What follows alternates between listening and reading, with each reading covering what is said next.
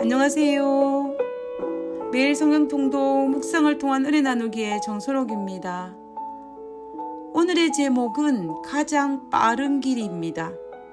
오늘 성경 본문의 배경은 학개서 1장입니다.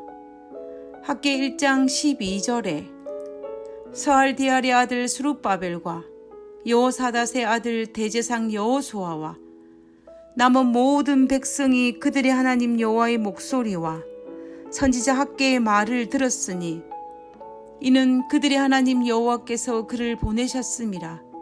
백성이 다 여호와를 경외하매. 바벨론 포로 이후에 활동한 선지자는 총 3명입니다.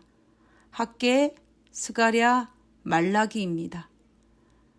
학개 선지자는 바벨론 포로 이후 첫 번째 선지자로서 성전 건축을 짓기 전에 성전 건축을 하도록 격려한 선지자입니다. 학개 선지자의 기별은 바벨론 포로에서 1차 기환하여 성전 건축을 하는 유대 백성들이 사마리아인들의 방해로 말미암아 성전 건축이 지연되어 어려움에 봉착하였습니다. 그때 그들의 믿음을 격려하며 성전 건축을 촉구했던 선지자가 바로 학개 선지자입니다. 그런데 참으로 이상한 것은 학개 선지자의 메시지를 스룹바벨 총독과 여호수아 대제사장과 백성들이 모두가 다 그 기별을 듣고 복종했다라고 기록하고 있습니다. 모두가 다 하나님의 말씀임을 믿고 복종하였다는 것입니다. 어쩌면 당연한 이 말이 지금까지 우리가 선지서를 읽으면서 느낀 것과는 너무나 대조적입니다. 예를 들면 예레미야의 선지자의 기별은 왕부터 시작하여서 백성들에까지도 거절하고 비난하고 조롱하였지만 학개 선지자의 기별은 그 당시 총독이었던 스룹바벨도 대제사장이었던 여호수아도 일반 백성들도 모두가 다 기쁨으로 순종하였다라는 것입니다. 구약에 등장하는 수많은 선지자들의 삶이 예레미야의 삶과 별반 다를 바가 없었습니다. 그러나 학개 선지자의 경우에는 다른 선지자들과 달리 총독과 제사장들과 백성들이 하나님의 말씀임을 믿고 순종하였다라고 되어 있는 것입니다. 그래서 학개 선지자는 선지자로서는 참으로 행복한 선지자의 삶을 살지 않았나라는 생각을 하게 됩니다. 구약의 많은 선지자들은 자신의 기별을 조롱을 받고 비난을 받고 그 기별로 말미암아 생명의 위협을 당하기도 하였지만 학개 선지자는 자신의 기별을 백성이 믿고 복종하여 기별이 주어진 지 3주 후에 성전 건축이 시작되었습니다. 학개 1장 14절에서 15절에 있는 말씀을 보면 그들이 와서 만군의 여호와 그들이 하나님의 정공사를 하였으니 그때는 다리오 왕 제2년 6째 달 24일이었더라 라고 되어 있습니다.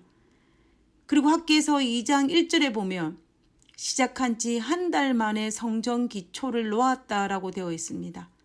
그리고 에스라 6장 15절에 보면 성전 건축을 시작한 지 불과 4년 만에 완성되었음을 우리는 확인할 수가 있습니다. 하나님께서 학개 선지자를 통해서 주어진 기별을 기쁜 마음으로 받아들인 유대 백성들의 순종의 결과는 참으로 엄청났습니다. 과거 이스라엘의 역사를 살펴보면 하나님의 기별을 거절함으로 말미암아 그들은 당하지도 않아도 될 수많은 고통을 당하지 않았습니까? 그리고 얼마나 많은 시간을 허비하였습니까? 그리고 얼마나 많은 길을 둘러서 왔습니까? 그러나 지금 학개 시대에는 대조적으로 그 기별을 기쁜 마음으로 받아들여 순종함으로 말미암아 놀라운 역사가 일어난 것을 볼 수가 있습니다.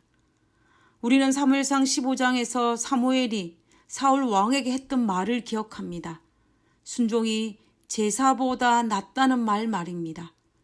이 말이 얼마나 정확한 말인지 우리는 학개서를 통하여 다시 한번 확인할 수가 있습니다. 그러므로 내 생각에는 더디어 가는 것처럼 보이지만 하나님께 순종하는 것이 실상은 제일 빠른 길입니다. 우리가 이 진리를 알고 순종하고 내 삶에 실천한다면 우리는 먼 길을 둘러 힘들게 살지 않아도 될 것입니다. 저는 장례식에 가게 되면 항상 제 마음속에 드는 생각이 있습니다. 특별히 살아생전에 하나님을 잘 섬긴 분의 장례식을 참석할 때면 돌아가신 그분이 참으로 부럽다는 생각을 하게 됩니다. 왜냐하면 저분은 이제 본인의 해야 할 일들을 다 마치고 달려갈 길을 마치고 숙제를 다 마치고 편히 쉬시는 것 같기 때문입니다. 그러나 나는 그와 반대로 아직도 숙제를 마치지 못했고 할 일도 마치지 못하고 끙끙대고 있는 중인데 나는 과연 마지막까지 저분처럼 잘 할 수 있을까? 숙제를 잘 마칠 수 있을까에 대한 두려움이 제 마음속에 있는 것입니다. 마치 숙제를 다 하지 못해 끙끙대고 있는 학생이 숙제를 다 하고 교수님에게 제출한 학생을 부러워하는 마음으로 장례식을 참여하게 됩니다. 그리고 장례식을 참석할 때마다 기도합니다. 하나님, 저도 마지막까지 믿음의 완주를 하게 해달라고 말입니다. 하나님, 저도 마지막까지 순종의 제사를 드리게 해달라고 말입니다. 나는 오늘 얼마나 하나님의 말씀을 학개시대 사람들처럼 기쁜 마음으로 받아들이고 즐겨 순종하고 있는지 생각해 보아야겠습니다. 그리고 얼마나 많은 시간 동안 하나님의 기별을 순종하지 않음으로 당하지 않아도 될 고통을 당하였는지, 그리고 얼마나 많은 시간을 낭비하였는지 생각해 보게 됩니다. 그리고 조용히 하나님께 기도합니다. 순종이 제사보다 낫다는 말씀 앞에 고개를 숙입니다. 그리고 오늘도 최대한 가능한 최선을 다해서 그분의 뜻을 알고 순종하는 삶을 살겠다고 다짐해 보게 됩니다. 사랑이 많으신 저희들의 아버지, 학개시대 백성들처럼 즐겨 순종하게 하옵소서. 그래서 어리석은 백성이 되지 않게 하여 주시옵소서. 그래서 참으로 하나님의 근심거리가 되지 않고 하나님의 자부심이 되는 백성이 되게 하여 주시옵소서.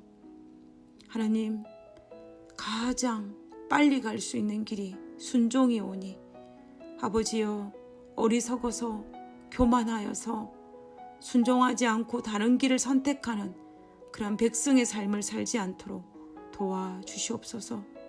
오늘도 저를 불쌍히 여겨주시고 오늘 하루의 삶이 아버지께 영광이 되게 하시옵기를 거룩하신 예수님 이름으로 기도드렸습니다. 아멘.